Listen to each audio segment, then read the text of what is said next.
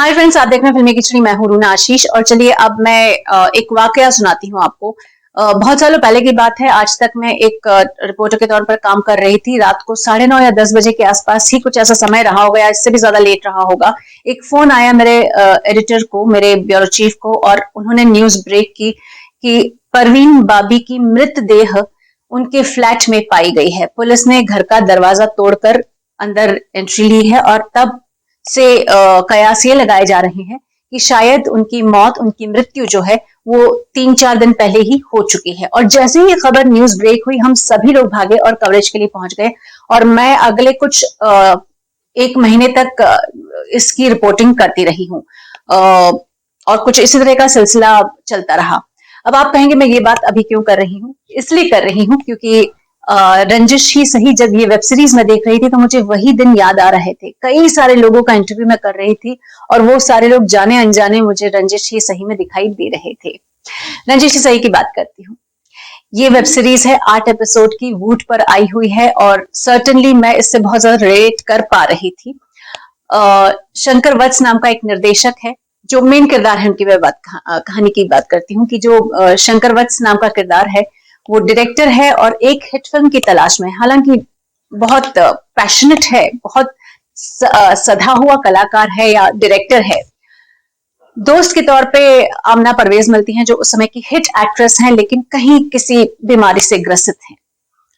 फिर शंकर का अपना एक घर है, उसकी अपनी एक बैक स्टोरी है जहां पर उसकी माँ को सही न्याय नहीं मिला था, तो वो जो अंदर का गुस्सा है वो भी उबल कर आता था। ऐसे में एक बहुत ही खूबसूरत और अच्छी सी पत्नी है जो घर के फाइनेंस का, हर चीज की देखरेख करने में सक्षम होती है।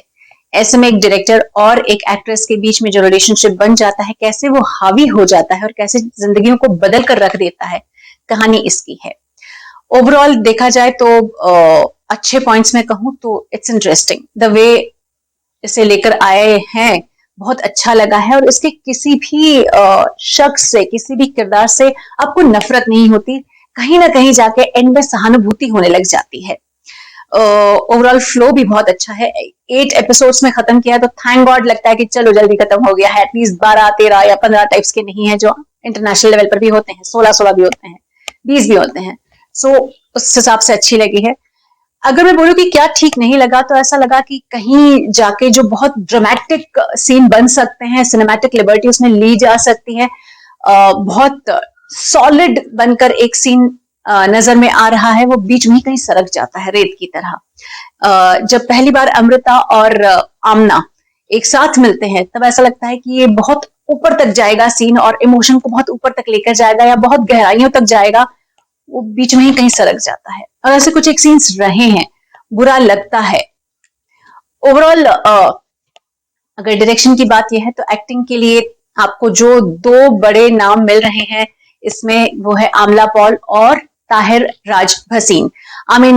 हाल ही में उनको 83 में देखा गया था सुनील गावस्कर का किरदार करते हुए और अब वो इस किरदार में आ रहे हैं। आपको उनकी आवाज बहुत अच्छी लगती है। एक मतलब यू कैन रिलेट कि ये किन की बात कह रहा है। शायद महेश भट्ट साहब की स्टोरी कहना चाहता है और शायद नहीं कह रहा है क्योंकि इसका नाम तो शंकर है, महेश और शंकर, और इसके बीच का जो कंफ्यूजन है उस कंफ्यूजन को भरती है ताहिर राज भसीन की आवाज। बेहतरीन अभिनय। आमला से आपको you really will fall in love with her because of her beauty, the way she will carry herself, उसकी ड्रेसिंग बहुत अच्छी लगी है। ओवरऑल देखा जाए तो ये वेब सीरीज अच्छी है। 5 में से 3 नंबर तो मैं देना चाहूंगी। बस एक सवाल उठता है, जहां महेश भट्ट साहब की इतनी सारी फिल्मों में उनके जीवन की कई सच्चाइयां देख चुके हैं, वो जनरेशन अलग रही है। आज की जनरेशन महेश भट्ट साहब की कहानी देखना चाहेगी, उनके जीवन के अंशों से प्रेरित कहानी देखना चाहेगी, या फिर ये उनके जीवन से प्रेरित नहीं है इसलिए कोई कहानी देखना चाहेगी, इसकी गारंटी मेरे पास नहीं है। अगर आपके पास है तो प्लीज लिखकर बताइए। जय हिंद।